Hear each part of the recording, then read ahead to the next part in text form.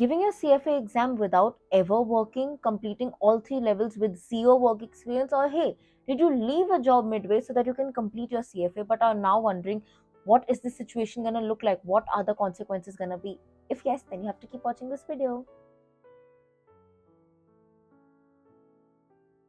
Hi guys and welcome back to my channel. My name is Tanishka and I hope you all are doing good. In today's video, I'm going to be discussing with you the consequences or the actual situation of doing a CFA exam completely without a job or having to leave a job in between, because I know a lot of you stress out that if we don't have work experience, how much is it going to hamper our future career, or will the CFA become a non-valuable if we don't have work experience, or because we left our job will we be questioned about it, etc, etc. So let's tap onto this topic. But before that, if you're new to this channel, then please take 1 second to hit the subscribe button. If you ever like my work, even itusa, then please help me grow by joining my community. If you're already a part of this channel, then thank you so much for joining me in my journey.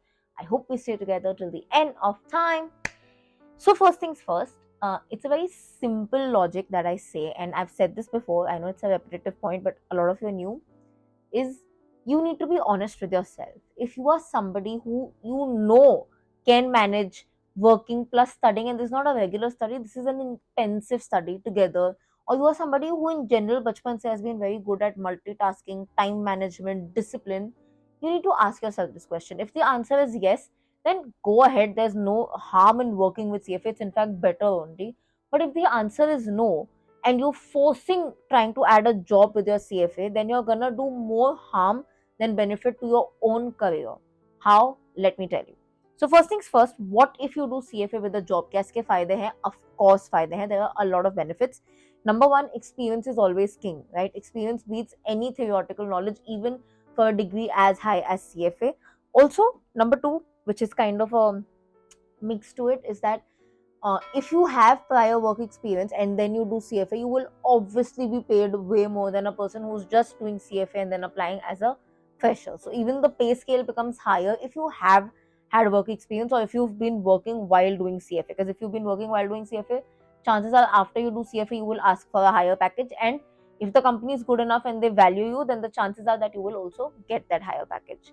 Number three, it also helps in correlating, right? The theoretical concepts that you're studying, you'll understand it maybe a little bit more faster or in a more technical sense because you're also doing it in some format. Maybe not all of it, maybe just one or two concepts, but of course that advantage also adds.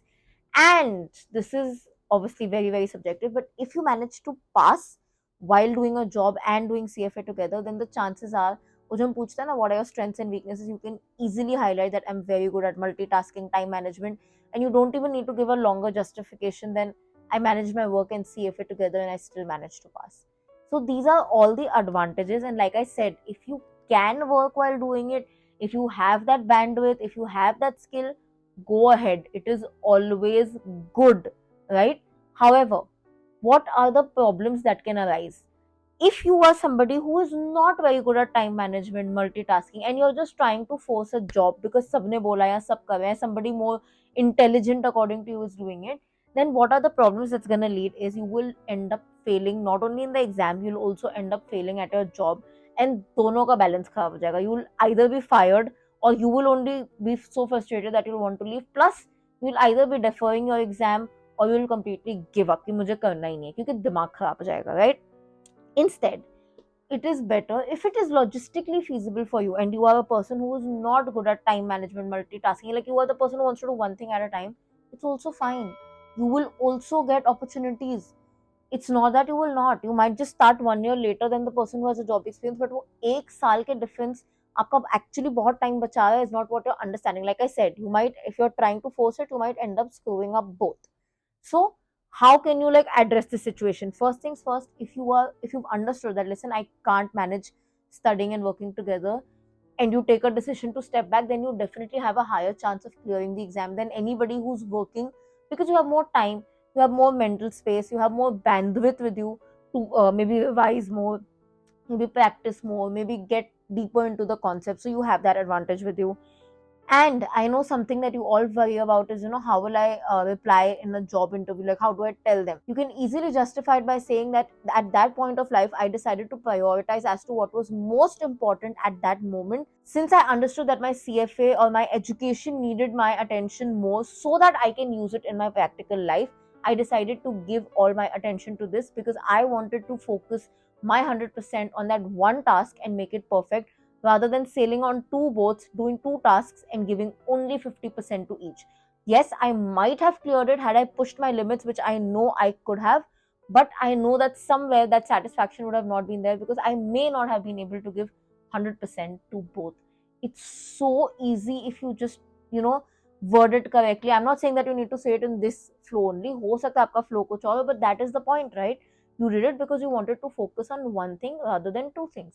Now, one common thing that I've been seeing a lot is a lot of you saying that, let's give CFA level 1, then should we do a job and then level 2 and then level 3, or first should we finish level 1, level 2, then take a break, then take a job, then do this.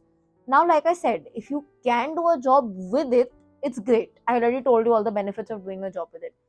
But, but, but, but, if you're taking up a job as a break, like you're taking a break from CFA level 1 or level 2, then taking a job, then going to level 3, chances are you will either never go back to CFA because एक बार हाथों में income आ गई ना, you cannot leave it. Most people will at least not.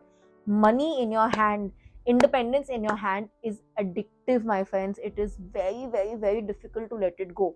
तो आप उसको बार बार टालोगे because you will know that you're that kind of a person कि I can't manage studies in this, तो मेरे को एक ही करना है, but अब मैंने break लेके किया है.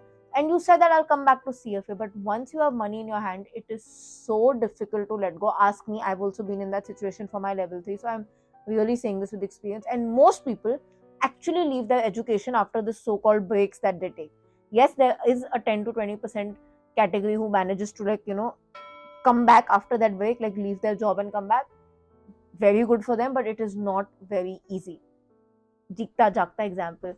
For the people who feel like after level 2, I'll do a job with CFA, I've already answered that entire thing, that you should be able to manage it. Because if you mess up both, what's the point?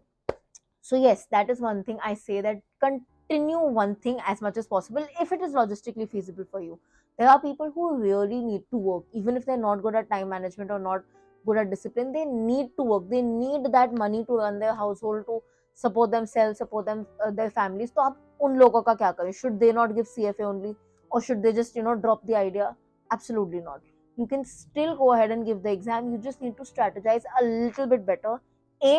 Very, very important, take a later date exam. That is, for example, if we're sitting today, I would never take August 2024, not even a November 2024. I will start thinking about Feb or May 2025 if I'm somebody who's not good at time management and I have to work. Like, I know that I have to do it with my work only, so I would choose a later date.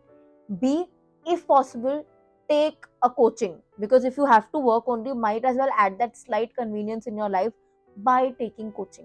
It just makes your life a little bit more easier. अपना दिमाग थोड़ा सा कम लगाना पड़ता है.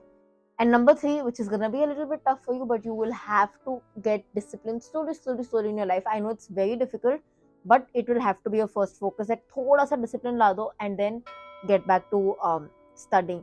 That will come with acceptance in some form, that you need to accept that I may not be able to follow the same schedule that I would have if I was not working.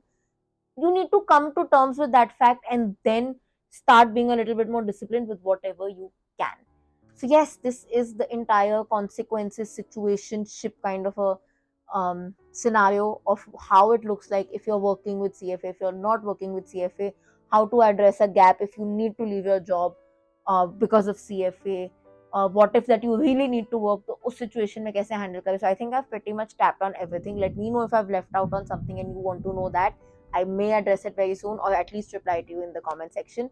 So don't forget to drop your comments. Also, let me know what you think about this video. We're ending this video. If you like it, don't forget to like, comment, share, subscribe. Quick reminder, I post long videos every Monday, Wednesday, Thursday, Friday, helping early career professionals navigate through their early career life. I also help CFA aspirants by sharing tips, tricks that I have followed and I have used extensively. Other than that, lifestyle videos are a part of it, and daily vlogs on shorts is also something I do. I'll see you guys very, very soon. Until then, keep sparkling and definitely keep learning.